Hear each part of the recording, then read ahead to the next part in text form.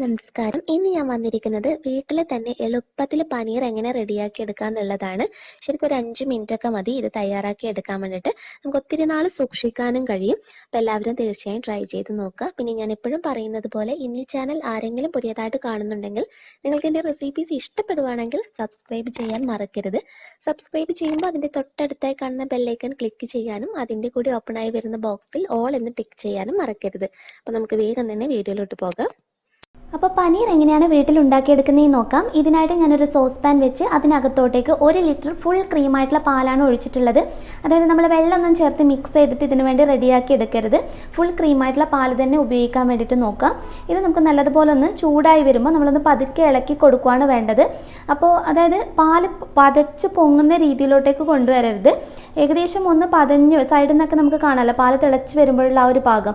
ആ ഒരു സമയമാകുമ്പോൾ പതുക്കെ ഒന്ന് ഇളക്കി കൊടുക്കാം. അപ്പോൾ പാലൊന്ന് തിളച്ച് വരാൻ തുടങ്ങിയിട്ടുണ്ട്. ഈ ഒരു സമയത്ത് തവി വെച്ചിട്ട് പതുക്കെ ഒന്ന് ഇളക്കി കൊടുക്കുക. ഫ്ലെയിം അതുപോലെ ഒരു ലോ ടു മീഡിയം ഫ്ലെയിമിൽ ഇട്ടാൽ മതി. അതിനുശേഷം നമ്മൾ ഇതിനകത്തോട്ടേക്ക് ചെറുനാരങ്ങയുടെ നീരാണ് ചേർത്ത് കൊടുക്കുന്നത്. അപ്പോൾ ഒരു കുറച്ചായിട്ട് ചേർത്ത് കൊടുക്കും. ഞാനിപ്പോൾ ആകെ ഒരു 2-2.5 ടേബിൾ സ്പൂൺ അടുത്ത് എടുത്ത് വെച്ചിട്ടുണ്ട്. ആദ്യം ഒരു ഇത്തിരി ചേർത്ത് ഒന്ന് ഇളക്കി കൊടുക്കാം. അതിനുശേഷം നമുക്ക് ബാക്കിയുള്ളത് കൂടി ചേർത്ത് കൊടുക്കാം. എന്നിട്ട് നല്ലതുപോലെ ഒന്ന് മിക്സ് ചെയ്തെടുക്കാം. നമ്മൾ ഈ ചെറുനാരങ്ങയുടെ നീര് ചേർത്ത് പാലിനെ ഒന്ന് പിരിച്ചെടുക്കുകയാണ് ചെയ്യുന്നത്. അപ്പോൾ ഇതൊന്ന് ശരിക്കും പാലിന് ആ പനീർ ശരിക്കും വേർപെട്ട് ഒരു പച്ച കളർ ഒരു വെള്ളം ഇങ്ങനെ തെളിഞ്ഞു വരും. ആ ഒരു സമയമാകുമ്പോൾ നമുക്ക് ഫ്ലെയിം ഓഫ് ചെയ്യാവുന്നതാണ്. അപ്പോൾ ഒന്ന് മിക്സ് ചെയ്തെടുക്കാം ഒന്നുകൂടി. അപ്പോൾ നിങ്ങൾക്ക് കാണുമ്പോൾ മനസ്സിലാകുന്നുണ്ടോ? കണ്ടില്ലേ, പാൽ ഇതുപോലെ പിരിഞ്ഞ് വരാൻ തുടങ്ങിയിട്ടുണ്ട്. ഇതിപ്പോൾ റെഡി ആയിട്ടില്ല. ഒരു ഇത്തിരി സമയം കൂടി ഒന്ന് കുറുക്കുമ്പോഴത്തേക്കും കറക്റ്റ് പാകമായിട്ട് വരും. ഒരു 2-3 മിനിറ്റ് ഒന്ന് റെഡിയാക്കിയതിന് ശേഷമുള്ളത് ഞാനൊന്ന് കാണിച്ചു തരാം.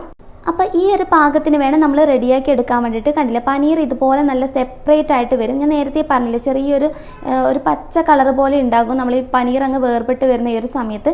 അപ്പോൾ ചെറുനാരങ്ങയുടെ അളവൊക്കെ നിങ്ങൾ പുളി കുറവാണെങ്കിൽ നിങ്ങൾക്ക് അധികം വേണമെങ്കിൽ ചേർത്ത് കൊടുക്കാം കേട്ടോ.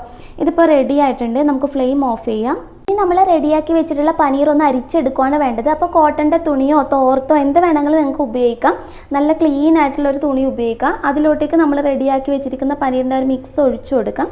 ഈ വെള്ളം ശരിക്കും വാർന്ന് പോയിട്ട് പനീർ സെപ്പറേറ്റ് ആയിട്ട് കിട്ടണം. പനീർ ഇതുപോലെ ചേർത്ത് കൊടുത്തതിന് ശേഷം ഇതിൻ്റെ മുകളിലൂടെ നമുക്ക് കുറച്ച് വെള്ളം ഒഴിച്ചു കൊടുക്കാം. അതായത് നമ്മൾ ചെറുനാരങ്ങയുടെ നീരൊക്കെ ഒഴിച്ചു കഴിഞ്ഞാൽ അതിൻ്റെ ചെറിയൊരു പുളി രസം ചില സമയത്ത് ഉണ്ടാകാൻ ചാൻസ് ഉണ്ട്. എപ്പോഴും ഉണ്ടാകണമെന്നല്ല, ചില സമയത്ത് നല്ല പുളിയൊക്കെ ഉണ്ടെങ്കിൽ ചെറിയൊരു ടേസ്റ്റ് ഇതിന് വരാൻ ചാൻസ് ഉണ്ട്. അതുകൊണ്ടാണ് നമ്മൾ ഇതുപോലെ ഒരു ഇത്തിരി വെള്ളം ഒഴിച്ചിട്ട് ഇതൊന്ന് കഴുകിയെടുക്കുന്നത്. അതിനുശേഷം നമുക്ക് ഈ വെള്ളം ശരിക്കും ഒന്ന് പിഴിഞ്ഞ് കളയാം. അപ്പോൾ ജസ്റ്റ് ഇതൊന്ന് പിഴിഞ്ഞെടുക്കാം. ഇനി ഒരു പാത്രം വെച്ച് അതിൻ്റെ മുകൾ ഭാഗത്തായിട്ട് ഇതുപോലെയുള്ള അരിപ്പത്തട്ടോ നിങ്ങളുടെ കയ്യിൽ അരിപ്പ തവിയായിട്ടൊക്കെ ഉള്ളതുണ്ടെങ്കിൽ അത് ഉപയോഗിക്കാം. അപ്പോൾ നമ്മൾ റെഡിയാക്കിയിട്ടുള്ള പനീർ ഞാൻ ഇതുപോലെ ഒന്ന് തിരിച്ച് ഇതിനകത്ത് വരുന്ന എക്സ്ട്രാ വരുന്ന വെള്ളമൊക്കെ ഒന്ന് കളഞ്ഞെടുത്തിട്ടുണ്ട്. എന്നാലും നമ്മൾ ഈ പനീറിനകത്ത് അത്യാവശ്യം ആ ഒരു നനവ് ഉണ്ടാകാനുള്ള സാധ്യതയുണ്ട്. ഇനി നമ്മൾ ഈ പാത്രത്തിനകത്തോട്ടേക്ക് വെച്ച് കൊടുത്തിട്ട് ഇതൊന്ന് നിങ്ങൾക്ക് ഏത് ഷേപ്പിലാണോ വേണ്ടത്, നമ്മളിപ്പോൾ ഒരു സ്ക്വയർ ഷേപ്പിലാണ് ചെയ്യുന്നതെങ്കിൽ ഏകദേശം ആ സ്ക്വയർ ഷേപ്പിലോട്ട് തന്നെ ഇതിനൊന്ന് പ്രസ് ചെയ്ത് വെക്കുക. അപ്പോൾ നല്ലതുപോലെ പ്രസ് ചെയ്ത് വെള്ളമൊക്കെ കളഞ്ഞ് ഒരു ഏകദേശം ഒരു ഷേപ്പിൽ റൗണ്ട് ഷേപ്പിലോ സ്ക്വയർ ഷേപ്പിലൊക്കെ ഒന്ന് റെഡിയാക്കി എടുത്തതിന് ശേഷം ഇതിൻ്റെ മുകൾ ഭാഗത്ത് എന്തെങ്കിലും ഒരു വെയിറ്റ് വെച്ച് കൊടുക്കുക. അതായത് ഇതിനകത്ത് ഇനി എന്തെങ്കിലും വെള്ളത്തിൻ്റെ കണ്ടൻറ്റൊക്കെ ഉണ്ടെങ്കിൽ ഈ വെയിറ്റ് വരുമ്പോൾ അതങ്ങ് ഈ അരിപ്പത്തട്ടിനകത്തൂടെ അങ്ങ് പോയിക്കോളും. അപ്പോൾ നിങ്ങൾക്ക് ചപ്പാത്തി പലകയോ എന്ത് വേണമെങ്കിലും വെച്ച് കൊടുക്കാം. അതില്ലെങ്കിൽ ഇതുപോലെ പാത്രത്തിനകത്ത് വെള്ളം നിറച്ച് വെച്ച് കൊടുത്താലും മതി. ഒരു 1-1.5 മണിക്കൂർ വെച്ചതിന് ശേഷം നമുക്ക് പനീർ ഇതിനകത്ത് നിന്ന് മാറ്റാവുന്നതാണ്. അപ്പോൾ ഞാൻ പനീർ വെള്ളം വാർന്ന് പോകാൻ വെച്ചിട്ട് ഇപ്പോൾ ഏകദേശം ഒരു 1.5 മണിക്കൂർ കഴിഞ്ഞിട്ടുണ്ട്. ഇനി നമുക്കിത് റെഡി ആയിട്ടുണ്ടോ എന്ന് നോക്കാം.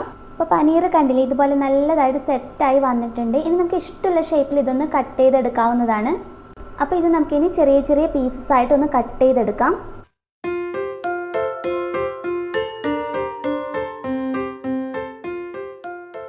പനീർ ഞാൻ ചെറിയ ചെറിയ കഷ്ണങ്ങളായിട്ട് ഇതുപോലെ ഒന്ന് മുറിച്ചെടുത്തിട്ടുണ്ട്. ഷേപ്പൊക്കെ നിങ്ങളുടെ ഇഷ്ടത്തിനനുസരിച്ച് നിങ്ങൾക്ക് കട്ട് ചെയ്തെടുക്കാവുന്നതാണ്. അപ്പോൾ നമ്മൾ ഇതുപോലെ റെഡിയാക്കി എടുക്കുന്ന പനീർ നിങ്ങൾക്ക് ഫ്രിഡ്ജിനകത്ത് സൂക്ഷിക്കാം. അപ്പോൾ ഒരു 3-4 ദിവസം വരെയൊക്കെ ഫ്രിഡ്ജിനകത്ത് ഓക്കെയാണ്. പുറത്തൊരിക്കലും വെക്കരുത്, പനീർ പെട്ടെന്ന് കേടായി പോകും. ഇനി നിങ്ങൾ ഫ്രിഡ്ജിനകത്ത് ഫ്രീസറിനകത്ത് നമ്മൾ പ്ലാസ്റ്റിക് കവറിനകത്തൊക്കെ ആക്കിയിട്ട് വെക്കുകയാണെങ്കിൽ കുറച്ച് കൂടുതൽ നാൾ നമുക്ക് ഉപയോഗിക്കാൻ കഴിയും. ഞാൻ സാധാരണ ഫ്രീസറിനകത്താണ് സൂക്ഷിക്കാറ്. അപ്പോൾ നമ്മൾ ഉണ്ടാക്കുന്നതിന് കുറച്ച് മുന്നേ എടുത്ത് പുറത്ത് വെച്ചാൽ മതി. നമ്മൾ ഫ്രോസൺ ആയിട്ടുള്ളതൊക്കെ വാങ്ങിക്കാറില്ലേ, അതുപോലെ നമുക്ക് ഉപയോഗിക്കാം. ശരിക്കും നല്ല ടേസ്റ്റിയാണ്. നമ്മൾ പുറത്തുനിന്ന് ഒത്തിരി ക്യാഷ് കൊടുത്തിട്ടാണ് വാങ്ങിക്കാറ്. ഇതുപോലെ വീട്ടിൽ പാലുണ്ടാകുമ്പോൾ നമുക്ക് റെഡിയാക്കി എടുത്ത് സൂക്ഷിക്കാവുന്നതേ ഉള്ളൂ.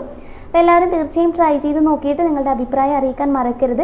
നെക്സ്റ്റ് വീഡിയോയിൽ ഇനിയും നല്ലൊരു വെറൈറ്റി ഡിഷായി കാണാം. അതുവരെ ടേക്ക് കെയർ. Bye bye.